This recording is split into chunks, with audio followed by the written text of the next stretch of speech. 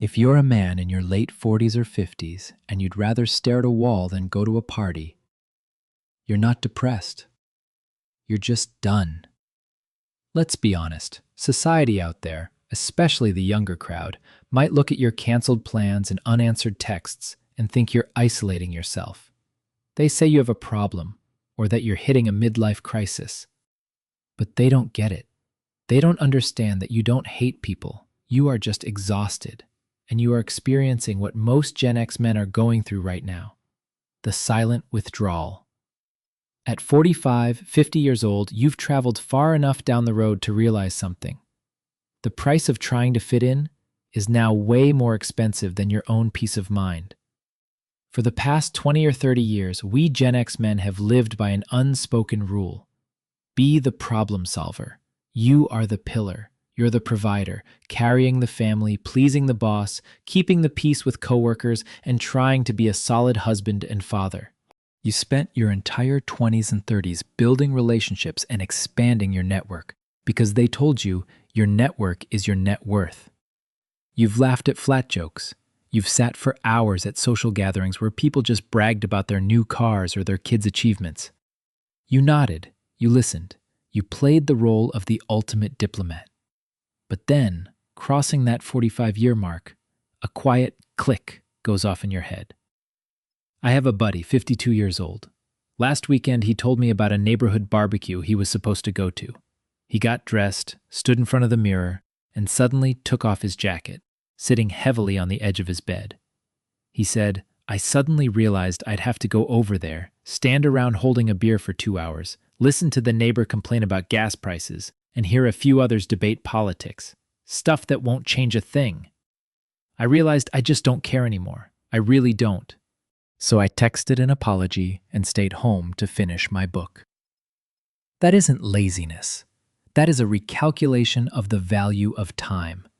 At this age, your energy isn't an infinite resource like it was at 25. Every pointless conversation, every petty conflict, every time you have to twist your words so you don't offend anyone, it drains you. And you start asking yourself, why should I spend my precious remaining life energy on people who don't even get me? There's a bigger reason Gen X is pulling back from the social hamster wheel. It's the shift in what modern socializing actually means today.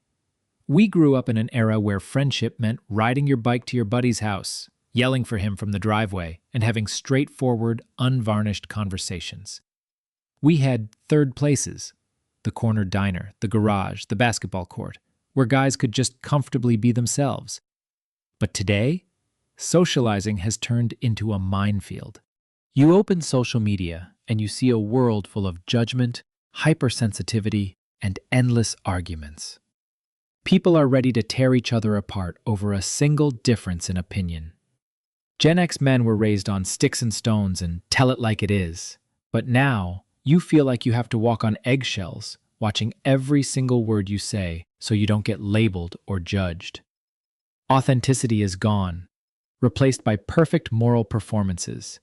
So, instead of joining that noisy circus, Gen X men are choosing to mute the notifications. We step back.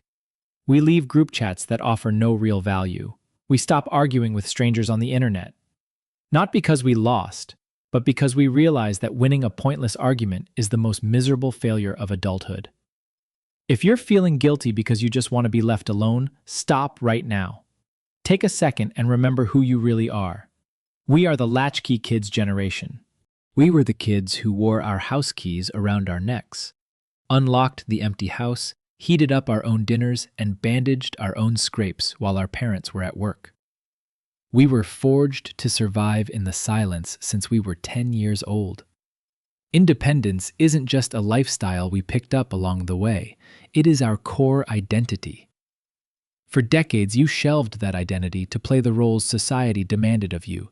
You put on the noisy coat of the outside world, but now, at 50, when the kids are getting older, when your career is what it is, you are simply returning to your original form. Here is the most crucial insight I want you to carve into your mind today. You haven't lost your social skills. You've only lost your tolerance for fake things. Your withdrawal isn't a wall isolating you from the world, it's a filter. You are filtering out the noise to keep the sounds that actually matter. And sometimes, the most meaningful sound is the absolute silence in your living room at 10 p.m. That is the moment you don't have to be anyone's boss, anyone's employee, or please a single soul. You are just you, complete and whole.